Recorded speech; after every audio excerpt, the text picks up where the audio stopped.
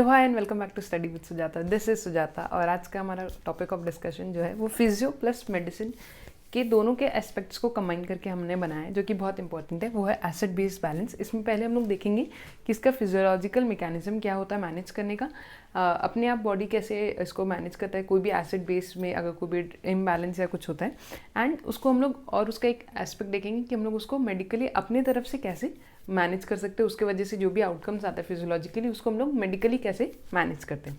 But start करने के पहले अगर आप मेरे चैनल पे नए हो या फिर आपने अभी तक मेरा चैनल सब्सक्राइब ना किया हो तो please make sure you subscribe to my channel. And now let's begin. तो बॉडी में एसिड बेस बैलेंस मेंटेन करने के लिए हमेशा तीन चीज़ें काम कर रही होती है। उसके तीन मैकेनिज्म से पहला होता है बफर, फिर होता है लंग्स और तीसरा होता है किडनीज।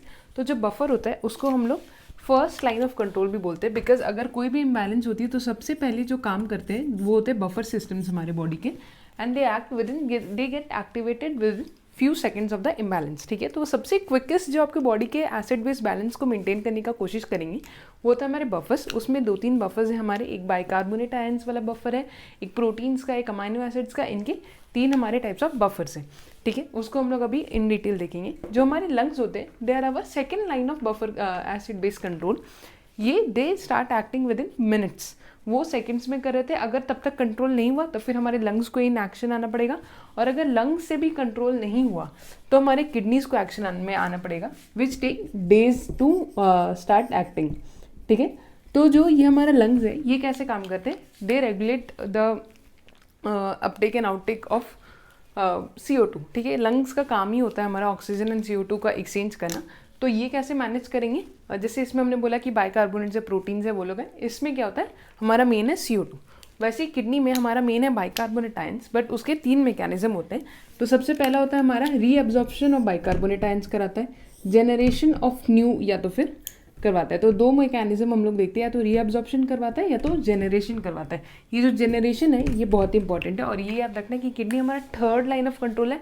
अगर ये सबसे भी आपका एसिड बेस बैलेंस वापस से ट्रैक पे नहीं आया तभी जाके किडनी रोल पे आता है।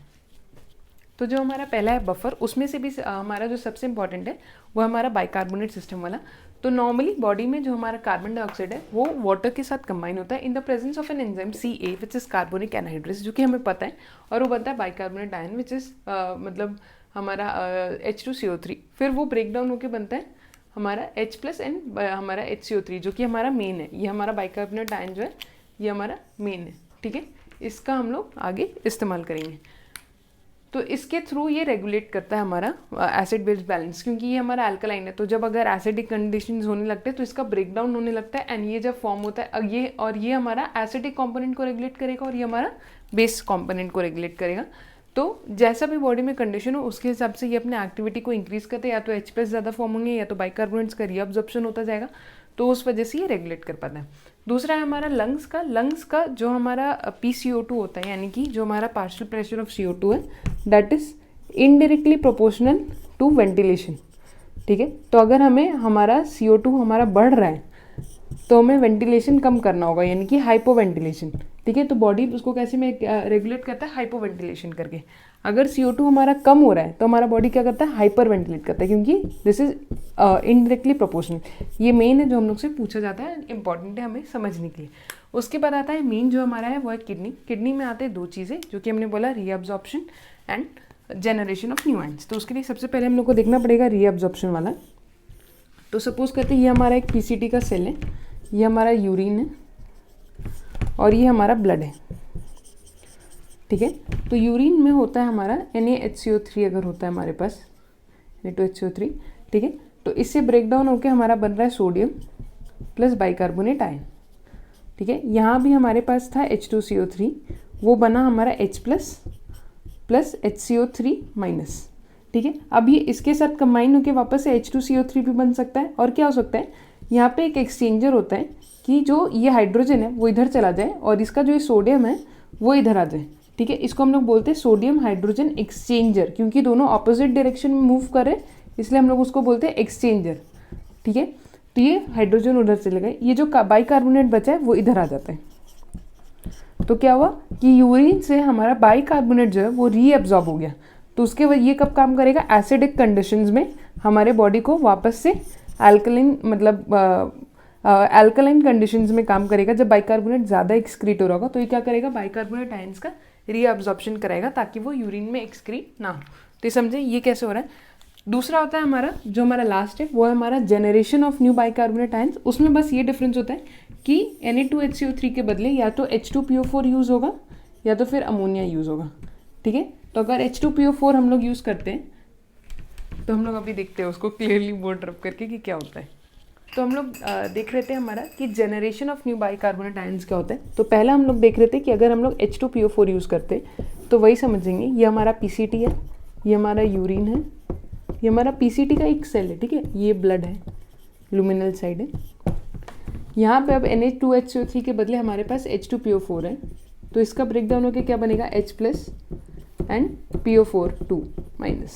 ठीक है, यहाँ पे हमारे पास H2CO3 था, ये ब्रेकडाउन होकर क्या बनेगा, H+ प्लस HCO3-। ठीक है, और ये एक बाइकार्बोनेट यहाँ पे एब्जॉर्ब हो जाएगा, HCO3-। ठीक है, यहाँ पे और ये यहाँ पे, लेकिन क्या होता है कि इसके साथ यहाँ पे कोई सोडियम नहीं है तो ये एक्सचेंज नहीं हो पाता। तो यहाँ पे ये जो बाइकार्बोनेट है वो ज़रूरी नहीं है कि यहाँ पे एब्जॉर्ब हो, वो नया बनता जाता है। हर एक प्रोसेस में ये बार बार एक बाइकार्बोनेट नया बनता जाएगा, क्योंकि यहाँ पे पहले क्या हो रहा था कि सोडियम बनता था तो सोडियम और हाइड्रोजन एक्सचेंज होते थे, बट हाइड्रोजन और हाइड्रोजन कैसे एक्सचेंज होंगे, या फिर हाइड्रोजन और फॉस्फेट का कोई एक्सचेंज नहीं होता। इसलिए यहाँ पे ये जो बाइकार्बोनेट आयंस है वो न्यू फॉर्म होते जाते हैं। वैसे अमोनिया के साथ भी यही होता है कि बस यहाँ पे अगर हम लोग अमोनिया कर देते हैं तो यहाँ पे अमोनियम आयन बन जाता है, और ये भी कहीं नहीं यूज़ हो रहा होता, बल्कि यहाँ पे 2 बाइकार्बोनेट आयंस बनते जाते हैं। उसके वजह से क्या होता है कि यहाँ पे भी हमारा generation of 2 new bicarbonate ions होता है, और जो कि हमारे बेसिक कॉन्स्टिट्यूएंट जो है उसको मेंटेन करेगा जब अल्कलाइन हो जाता है ज़्यादा यूरिन। तो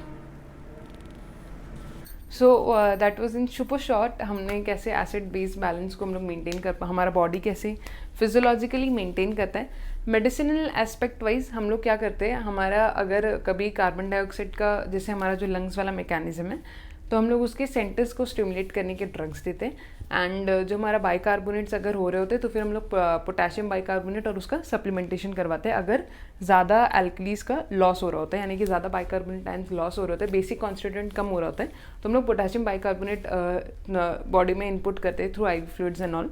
एंड कार्बन डाइऑक्साइड का हमने देखा। तो that is all about acid base balance का both physiology and medical aspect. अगर आपको वीडियो थोड़ा इजी और शॉर्ट लगा हो तो please make sure you like this video and you subscribe to my channel. See you in next video, till then bye bye.